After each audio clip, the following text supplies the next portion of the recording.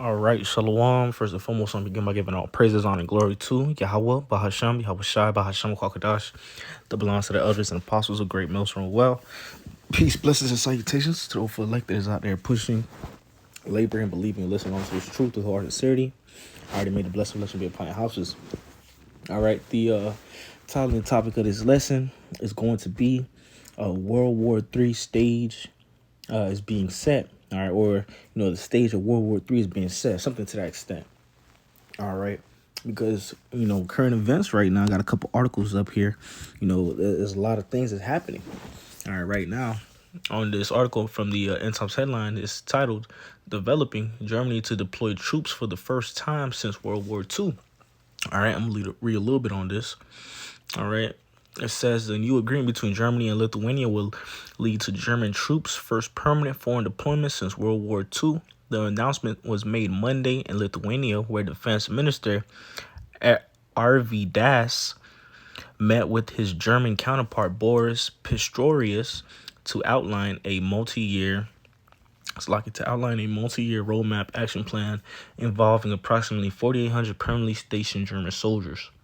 Both officials called the move a historical moment, not just for the nations, but for NATO as well.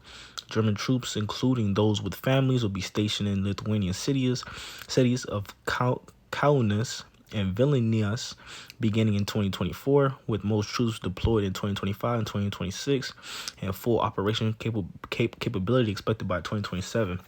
All right, so hey, these other countries are placing their troops in certain areas, man. Right, and it says first time that they've been deployed since World War II. All right, next article here, it says titled "Why are so many high-profile figures suddenly prepping for apocalyptic disasters?" Right, it is not even suddenly. A lot of these celebrities, a lot of these elites, wicked elites, people with money in this world or when renown in this world.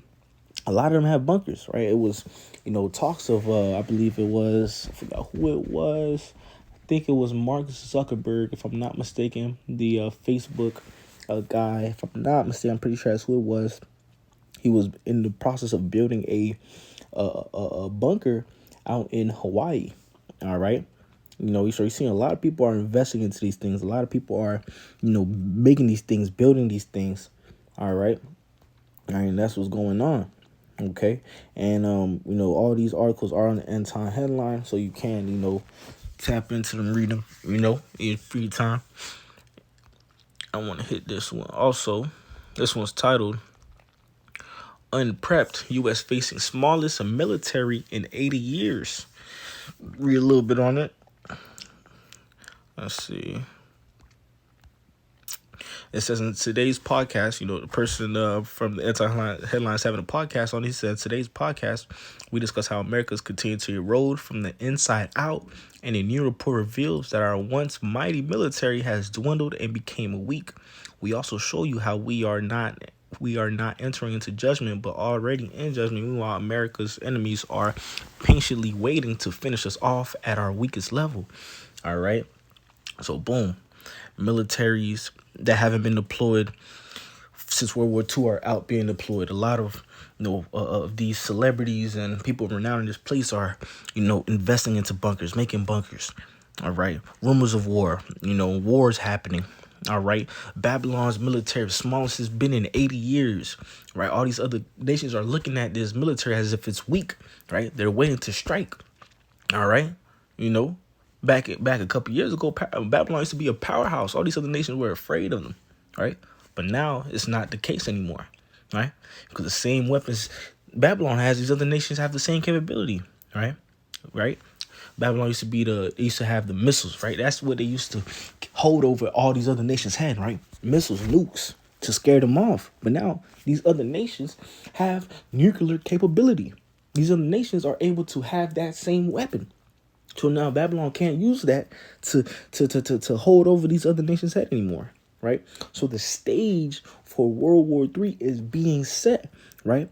Yahweh Shai strategically placing all the pieces where they need to be. Right? It's like a chessboard, putting your pieces where you want it to be, strategically placing them, right? Moving it piece by piece, right? That's what's going on right now. All right. We are truly in the last days. right? But this is Proverbs the 21st chapter, verse 1, and it reads, "The king's heart is in the hand of the Lord, as the rivers of water. He turneth it whithersoever he will," right? So ultimately, right, these presidents, these rulers, these dictators, kings, and so forth, people of power in these other nations, right? Ultimately, they are being controlled by Yahweh Bashim Shai, right? He's the one that's putting the spirit on them to deploy these troops. He's the one that's putting the spirit on them to go to war, right? To shoot off these missiles, right? To do all these different things, right? It is ultimately Yahweh Bashim Shai, right? That is, orchestrating all this to happen, right? World War III is being orchestrated by Yahweh Bashim Shai. He's the one that's putting the spirit on all these presidents, these dictators, these rulers, man. All right. That's why when we see the state of the world, right, the time that we are in now more than ever, we should be seeking Yahweh Bashim Shai, cleaving unto Yahweh Bashim Shai before it is too late, man. Because we're going to need that hedge of protection over us in these times that we are coming into. When all hell breaks loose, when World War III fully pops off, when martial law is in the streets, man, we're going to need that hedge of protection over us. We're going to need divine intervention. We're going to need Yahweh Bashim Shai. All right? Because there's a lot of things that these devils have stored that's not even known to the public, man. All right? It's going to be full-blown anarchy, right? Seen they had that movie Leave the World Behind, right? Good examples, right, of Jacob's Trouble, right? But it's, again, Jacob's Trouble is going to be a time that has never before been seen on the planet Earth. So imagine the craziest apocalyptic style movie you could think of and times that by 10, all right? These are the times that we are coming into. This is Revelation 11, chapter verse 14. And it reads, "The second woe is past, and behold, the third woe cometh quickly." All right. All right. So third woe coming quickly, man. World War III is going to happen. All right. It is prophesied to happen. Okay. It is written in the scriptures to happen. Right. People will tell you, "Oh, no, it's not going to happen. The chance of that happening is slim." No, it's not. Look at it. Right. A couple years ago, people would mock and scoff, but now it's becoming evident. Right. It becoming easily seen now. More people are saying, "Oh man, World War III is really gonna pop off, man." All right, that's why also you're seeing an increase in prep videos that's getting posted on online, increase in foreign conflicts talks, increase in sales of like first aid kits, tents, end of the world survival kits, things of this sort. Right, you're seeing an increase in these things, increasing the searches, right, increasing the views, right. Okay, more and more people are looking into it because they're saying these are the times that we are in. It's not so far fetched anymore. It doesn't sound crazy anymore, right? Because these are the times that we are in. This is Isaiah, the 9th chapter, verse 5, and it reads, "For every battle of the warrior is with confused noise and garments rolled in blood, but this shall be with burning and fuel of fire." Right? Every war before then, right? All right, you had trench warfare, you had the dogfighter planes, right? You had close combat, right?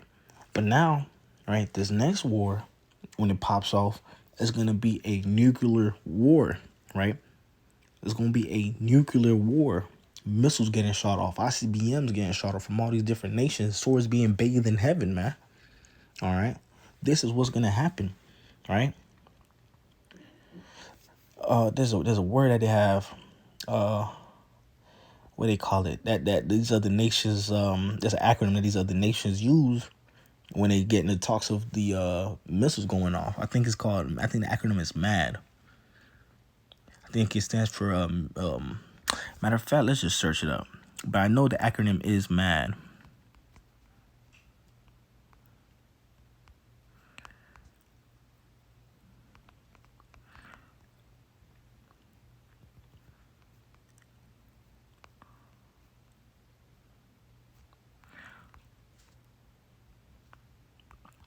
Let's see if we can find it. Here you go. Mutually assured destruction, right? And it says here, is a doctrine of military strategy and national security policy which posits that a full-scale use of nuclear weapons by an attacker on a nuclear-armed defender with second strike capabilities would cause the complete annihilation of both the attacker and defender. So it's basically a mutual destruction, right? Both of them are going to be destroyed, right? And these nations know that. That's what's about to go down, man. Missiles getting shot off, right? Certain countries have it where it's set up that if one missile gets shot off, every single one of their missiles going to get shot off, right? If one country shoots a missile, then they have their system where it's automatically set up to, they don't even have to push a button. Their missile's just going to automatically get shot off right back there, all of them, right? And we're seeing how the Lord is, strategically placing everything where it needs to be, pushing everything, putting everything in its proper position for World War III. Troops getting placed over here, right? Tensions between nations, wars happening, right? Right? So we are truly entering the last days, man, right?